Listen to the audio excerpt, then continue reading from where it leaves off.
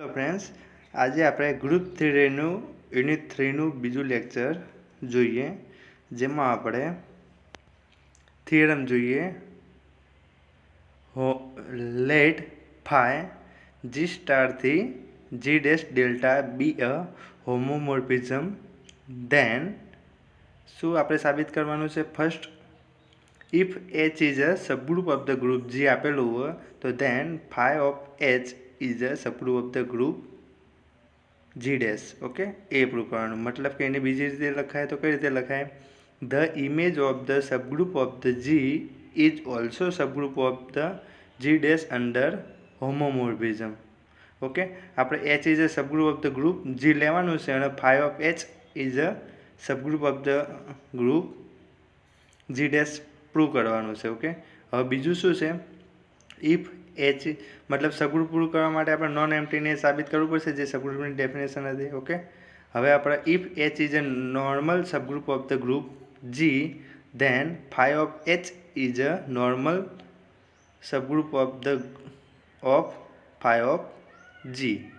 Okay, H is a normal subgroup of the group G કીધું હોય તો આપણે શું કરવાનું? Phi of H is a normal subgroup of phi of G prove કરવાનું છે. અને ત્રીજા નંબરે if H dash is a subgroup of the G dash than phi inverse H dash is a subgroup of G, એવું prove કરવાનું છે. Okay, તો first આપણે H is a subgroup of the group G આપણે લીધું અને શું prove કરવાનું? Phi of H is a subgroup of G dash, એટલું પ્રૂવ કરવાનું છે. તો આપણે લઈ લઈએ let H is a H be a subgroup of જી.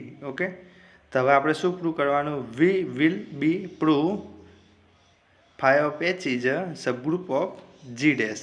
આપણે આ પ્રૂવ કરવાનું છે. ઓકે, હવે આપણે જોઈએ since H is a subgroup of G. H is a subgroup of G હોય તો એચ સબસેટ ઓફ જી લખાય. એચ સબસેટ ઓફ જી લખાય તો આપણે બંને સાઈડ ફાઈ ફંક્શનનો ઉપયોગ કરી શકાય. તો phi of H subset of phi of G લખી શકાય. But phi of G subset of G dash છે. Phi of G subset of G dash છે, કારણ કે આપણે શું બંને ફંક્શન આપણે મેપિંગ કર્યા માટે, આપણે અહીંયા હોમોમોર્ફિઝમ બતાવ્યા માટે. ઓકે, તો phi of H subset of phi of G subset of G dash. તો અહીંયા આપણે લખી શકીએ phi of H subset of G dash લખી શકાય. હવે આપણે લઈએ બે એલિમેન્ટ, આઈડેન્ટિટી એલિમેન્ટ લઈએ. Let E and E dash are the identity element of the group G and G dash. E એ G નો આઈડેન્ટિટી એલિમેન્ટ અને E dash એ G dash નો આઈડેન્ટિટી એલિમેન્ટ. ઓકે, તો હવે આપણે જોઈએ for identity element E belongs to H માટે. તો phi of identity element E belongs to order of phi of H લખી શકાય. ઓકે, કારણ કે આપણે શું કર્યું? Identity element E belongs to H કરે તો બંને સાઈડ આપણે ફાઈ કરીએ તો phi of E belongs to phi of H લખી શકાય. ઓકે, હવે આપણે આગળ જોઈએ બાય અબાઉટ થિયરમ. આપણે ગયા લેક્ચરમાં જોયું હતું એ રીતે આપણે ગયા લેક્ચરમાં આપણે આ વસ્તુ પ્રૂવ કરી હતી. Phi of E is equal to E dash. આપણે થિયરમ એક જોયું તો એમાં ફર્સ્ટ નંબરની કન્ડિશન હતી આ. તો આપણે E dash phi of E, તો ફાઈ ઓફ E તો શું એ belongs to phi of H છે. તો અહીંયા આપણે લખી શકીએ E dash belongs to phi of H. તો અહીંયા કોઈ બી એલિમેન્ટ મળી ગયો તો phi of H not belongs to phi, મતલબ ખાલી ગણ નથી. તો આપણે લખી શકીએ phi of H is a non empty subset of G dash. Okay, એક વસ્તુ પ્રૂવ થઈ ગઈ. હવે શું પ્રૂવ કરવાનું? A B inverse belongs to H prove કરવાનું. તો આપણે અહીંયા લઈ લઈએ let any H1 dash and H2 dash belongs to phi of H. બે એલિમેન્ટ લઈ લીધા. હવે બે element there exist H1 and H2 belongs to H such that phi of H1 is equal to H1 dash અને phi of H2 is equal to H2 dash. આ બંને આપણે define કર્યા. ઓકે, તો હવે આપણે જોઈએ now H1 dash delta H2 dash નો ઇન્વર્સ. તો આપણે શું લખી શકાય? Is equal to phi of H1 delta phi of H2 નો ઇન્વર્સ લખી શકાય. આપણે આ વેલ્યુ મૂકી. ઓકે, હવે આપણે જોઈએ તો અહીંયા આપણે ફાઈ ઓફ H1 એમને એમ ડેલ્ટા અહીંયા આપણે ઇન્વર્સ બાર છે એને આપણે અંદર લાવી શકાય. આપણે કાલે થિયરમ જોઈ હતી એના બીજા નંબરનું રિઝલ્ટ હતું. તો આપણે phi of H1 delta phi of H2નો ઇન્વર્સ લખી શકાય. હવે આપણે અહીંયા આપણે આ વસ્તુ આપેલી છે તો એને આપણે આ રીતે લખી શકાય is equal to phi of H1 star H2નો ઇન્વર્સ. બંનેનું આપણે મલ્ટિપ્લિકેશન કરી મતલબ સ્ટાર બાઇનરી ઓપરેશન વાપરીને આપણે મલ્ટિપ્લિકેશન કરી શકીએ. તો એને આપણે ઇક્વેશન 2 આપી દઈએ. હવે આપણે જોઈએ તો now H1 H2 belongs to H and H is a subgroup of G. તો આપણે શું લખી શકાય? H1 ઇન્ટુ H2નો ઇન્વર્સ બિલોંગ્સ ટુ H લખી શકાય, કારણ કે આપણે H1 H2 belongs to H લીધા. H લીધા એટલે આપણે સબસેટ ઓફ Gમાં હોય એટલે આપણે લખી શકીએ એકબીજાના ઇન્વર્સ બી Hમાં જશે. તો હવે આપણે બંને સાઈડ આપણે ફાઈ કરીએ તો phi of H1 into star H2નો inverse belongs to phi of H લખી શકાય. તો હવે આપણે જોઈએ તો H1 ડેશ ડેલ્ટા H2નો ડેશનો inverse okay belongs to phi of H by equation 2 પરથી આપણે લખી શકીએ. આના ઉપરથી આપણે એરિયો હતું તો એના ઉપરથી આપણે આ લખી શકીએ. ઓકે તો એ લખ્યું. ઓકે હવે 10 for any H1 dash H2 dash belongs to phi of H આપણે આ લીધા હતા અને શું પ્રૂવ કર્યું?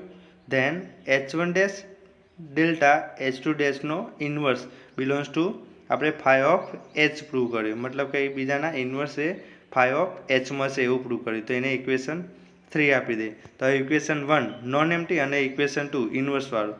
તો આપણે ફોર્મ ઇક્વેશન 1 એન્ડ 3 અહીંયા 3 આવે. 3 પરથી આપણે શું લખી શકીએ? Phi of H is a subgroup of the G dash. Okay તો પહેલી કન્ડિશન પ્રૂવ થઈ ગઈ. સબગ્રુપ સાબિત હવે એટલું યાદ રાખવાનું, સબગ્રુપ સાબિત કરવું હોય તો નોન એમ્પ્ટી બતાવવાનું અને એ બી ઇન્વર્સ બિલોંગ્સ ટુ Hમાં બતાવી દેવાનું. ઓકે હવે બીજા નંબરનું જોઈએ. બીજા નંબરમાં શું હતું? If H is a normal subgroup of the G then order of H is a normal subgroup of order of G. Okay તો હવે જોઈએ આપણે તો અહીંયા આપણે લઈ લઈએ late H be a normal subgroup of G. તો શું પ્રૂવ કરવાનું? we show that order of H is a normal subgroup of order of G એવું પ્રૂવ કરવાનું છે. ઓકે તો હવે આપણે આગળ જોઈએ. since H is a normal subgroup of the G કીધું હોય તો આપણે નોર્મલ કીધું હોય તો આપણે સબગ્રુપ હોય ત્યારે જ એ નોર્મલ થાય ને. તો આપણે હવે નોર્મલની ડેફિનેશન શું હોય? આ નોર્મલની ડેફિનેશન જ્યારે H એ સબગ્રુપ થાય અને એક બીજી કન્ડિશન, બે કન્ડિશનો થાય ત્યારે એ નોર્મલ સબગ્રુપ બને. તો H is a subgroup of the G. Okay એને આપણે ઇક્વેશન 1 કહી દઈએ. બાય અબાઉટ થિયરમ પરથી આપણે આગળ ફર્સ્ટ નંબરનું જોયું એના પરથી આપણે ડાયરેક્ટ લખી શકીએ phi of H is a subgroup of G dash લખી શકાય. એને ઇક્વેશન 2 કહી દઈએ. હવે આપણે જોઈએ also since G is a subgroup of G. હવે આપણે જે સિન્સ લીધો G is a subgroup of G લખી શકાય.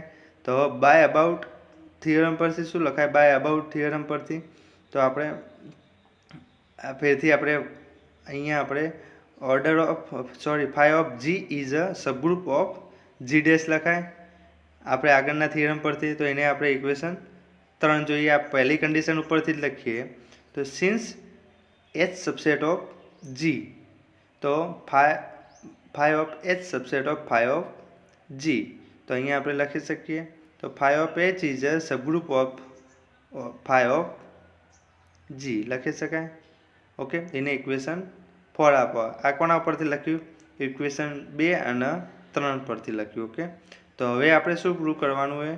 તો ટુ પ્રૂવ નોર્મલ છે એવું સાબિત કરવાનું છે. ઓકે તો let any G dash belongs to phi of G. તો we have to prove G dash phi of H G ડેશનો inverse belongs to phi of H.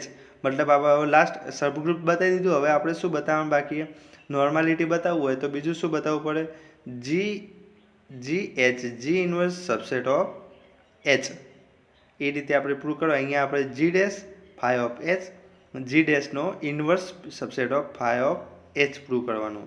તો let any element X belongs to G dash phi of H into G ડેશનો inverse આમાં આપણે એક x એવો element લઈએ જે આમાં હોય, તો આપણે લઈ લઈએ X is equal to G dash delta H dash delta G ડેશનો inverse for some H dash belongs to phi of H. Okay, હવે આપણે જોઈએ since G dash belongs to phi of G, G dash belongs to phi of G and H dash belongs to phi of H.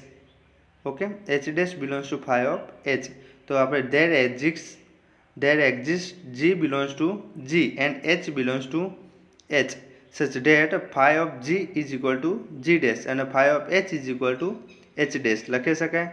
તો હવે આપણે જોઈએ now x is equal to g dash delta h dash delta g dash નો inverse લખી શકાય. હવે આપણે જોઈએ અહીં આ તો સેમ જ, અહીંયા આપણે જી ડેશ, જો જી ડેશ બરાબર આપણે શું લખી શકીએ, ફાઈ ઓફ જી લખી શકીએ. તો અહીંયા આપણે આપેલું માટે ઓકે, તો અહીંયા આપણે ફાઈ ઓફ જી લખ્યું. Delta H dash, H dash બરાબર આપણે શું લખી શકીએ, ફાઈ ઓફ એચ લખી શકીએ.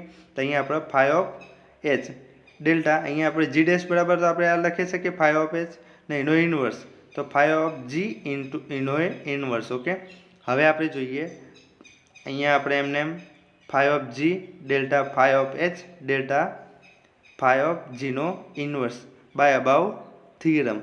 ઓકે, તો ઇઝ ઇક્વલ ટુ અહીંયા આપણે ત્રણનું આપણે ભેગું કરીએ તો શું હશે, phi of G star H star G inverse. Okay, but આપણે આ G into star H star G inverse. Okay, હવે આપણે આગળ જઈએ તો since G belongs to G, H belongs to capital H and H is a normal subgroup of the group G. તો આપણે શું થાય, G star H star G inverse belongs to શેમાં હોય, G H G ઇનવર્સમાં હોય, પણ G H G inverse A subset of H હોય.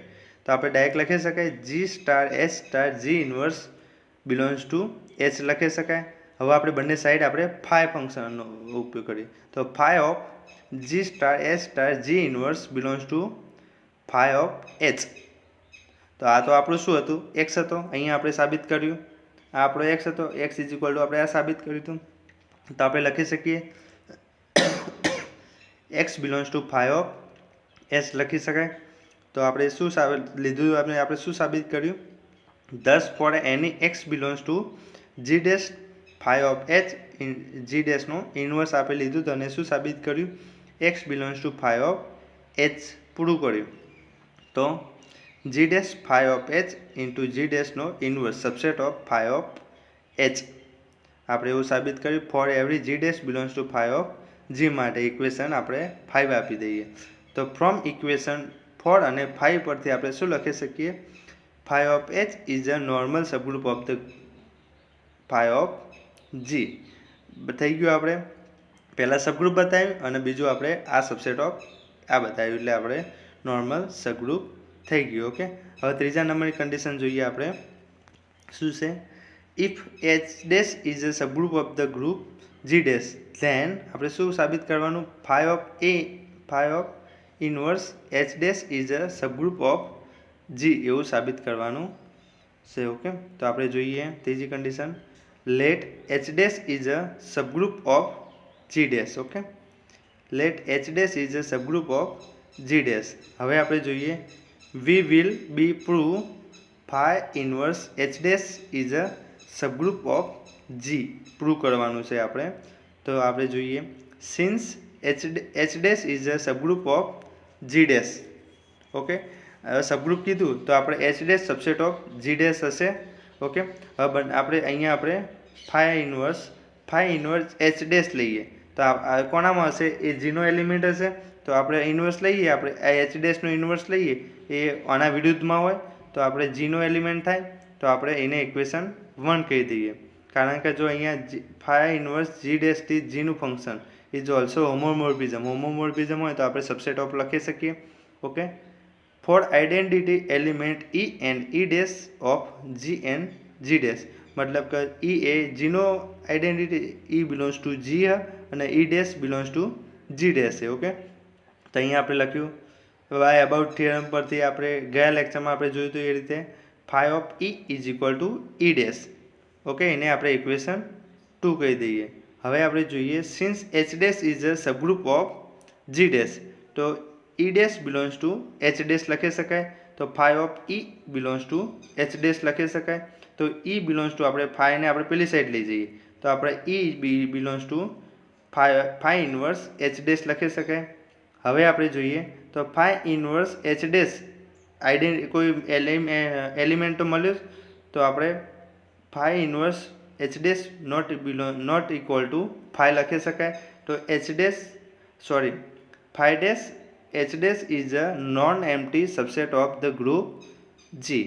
Okay, હવે અહીંયા આપણે સબગ્રુપ સાબિત કરવાનું હોય તો આપણે એક નોન એમ્પ્ટી બતાવી દીધું. હવે બીજું શું બતાવવું પડશે, તો let be any H1 H2 belongs to phi inverse H dash લીધા આપણે. ઓકે, તો આપણે બંનેના આપણે આપણે અહીંયા ફાઈને પેલી સાઈડ જવા દો તો શું થશે, ફાઈ ઓફ H1 અને phi of H2 belongs to H dash લખાય. ઓકે, હવે આપણે જોઈએ since H dash is a subgroup of G dash, તો આપણે હવે શું લખી શકીએ, ફાઈ ઓફ H1 ડેલ્ટા મોટા બ્રેકેટમાં ફાઈ ઓફ H2 નો inverse belongs to H dash લખી શકીએ. હવે આપણે અહીંયા ઇન્વર્સ બહાર છે તો અંદર લાવી શકાય, તો આપણે phi of H1 delta phi of H2 નો inverse belongs to H dash by above theorem, આપણે કાલે થિયરમ ભણ્યા એ રીતે. ઓકે, તો phi of H1 star H2 નો inverse belongs to H dash કઈ રીતે લખ્યું આપણે, હોમોમોર્ફિઝમ છે માટે. ઓકે, તો અહીંયા આપણે જોઈએ તો H1 સ્ટાર H2 નો ઇન્વર્સ બિલોંગ્સ ટુ આપણે શું લખી શકીએ, ફાઈ ઇન્વર્સ એચ ડેશ લખી શકીએ. આપણે ફાઈને આપણે પેલી સાઈડ લઈ જઈએ એટલે ફાઈ ઇન્વર્સ હશે. તો આપણે શું સાબિત કર્યું, thus for any H1 H2 belongs to phi inverse H dash લીધો હતો, આપણે આ લીધું હતું અને સાબિત શું કર્યું, આ વસ્તુ સાબિત કરી. તો શું સાબિત કર્યું, H1 સ્ટાર H2 નો inverse belongs to phi inverse H dash આપણે સાબિત કર્યું. તો એને ઇક્વેશન આપણે 4 કહી દઈએ. તો ફ્રોમ ઇક્વેશન 3 એન્ડ 4 પરથી આપણે શું લખી શકાય, phi inverse H dash is a subgroup of group G લખી શકાય. ઓકે, અહીંયા આપણે 3 કન્ડિશનો પ્રૂવ કરીએ અલગ અલગ. ઓકે.